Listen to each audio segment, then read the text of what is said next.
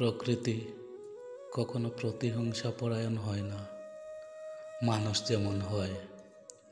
প্রকৃতি কখনো অভিসম্পাত করে না, মানুষ যেমন করে। প্রকৃতি কখনো লোভী হয় না, মানুষ যেমন হয়। প্রকৃতি হয় শান্ত, স্নিগ্ধ, অপ্রতিম।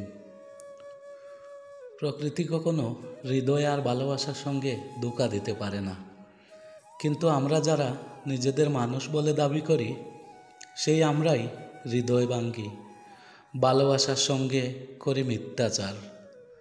ভাঙ্গা গড়ার কেলায় জল কাদা মিশিয়ে একাকার করে দেই। প্রকৃতিও তখন বিস্মিত হয়। ঝড়, জলোচ্ছ্বাস, বন্যা করা, এসব তো প্রকৃতিরই লীলা।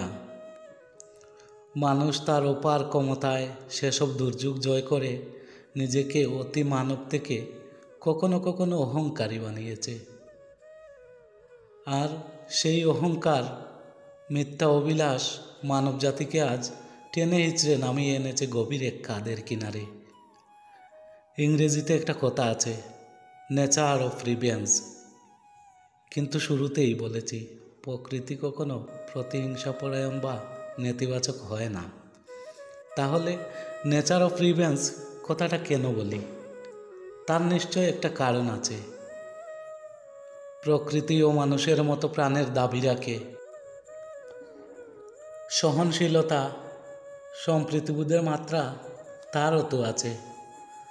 তাই সময়ের তাগিদে কখনো কখনো প্রতিশোধপরায়ণ তাকেও হতে হয়।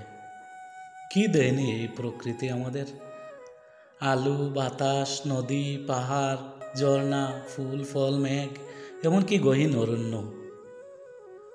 কিন্তু আমরা নানা ঘাত প্রতিঘাতে ধরনের ঐশ্বরিক সৌন্দর্যকে এতটাই বিপর্যস্ত করে তুলেছি যে প্রকৃতির কাছে যেও মন আর আত্মাকে বুঝার মতো মানবিক বোধ আজ মৃতপ্রায় বিকেল। মনে আছে নিশ্চয়, এই কদিন আগেই অভিমানী প্রকৃতিতে হানা দিয়েছিল মরণবেদী কোভিড-19। কত আপনজনকেই হারিয়েছিলাম আমরা। প্রতিবেশী আপনজনদেরকে দূরে সরিয়ে দিয়েছিল সেই ক্ষুদ্র এক ভাইরাস। এছাড়াও কত প্রাকৃতিক দুর্যোগ হয়েছিল।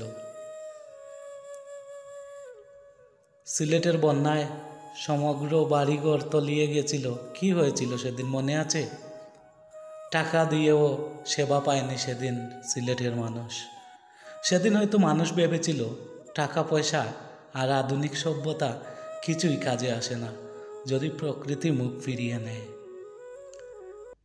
এত কিছুর পরেও আমরা দুনিয়ার শ্রেষ্ঠ জীব কেন বুঝি না? আচ্ছা বলুন তো, কি করে প্রকৃতি উদার হবে? বন, বৃক্ষ, নদী, পাহাড়, এমনকি পশু পাখিদের আবাসস্থলেও আজ মানব জাতির রাজত্ব। বয়ে চলা শান্ত নদীর বুক চিরে বানানো হয় মহারাজের পঙ্কিরাজ। পাজারু, মার্সিডিজের মতো গাড়ি চলার জন্য বানানো হয় পিচঢালা কংক্রিট পথ। সাগরের সলিল শুভ্র ফেনায় আজ বিষাক্ত দানবের হুঙ্কার।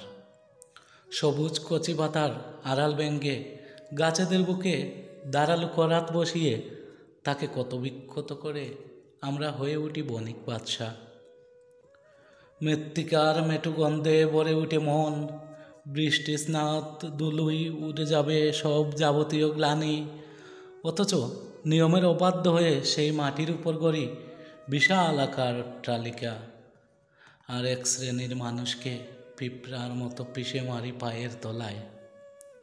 যে মাটি থেকে জন্ম, যেখানে আবার ফিরে যাওয়া, সেই মাটিকেই করি নিতান্ত তুচ্ছ তাচ্ছিল্য।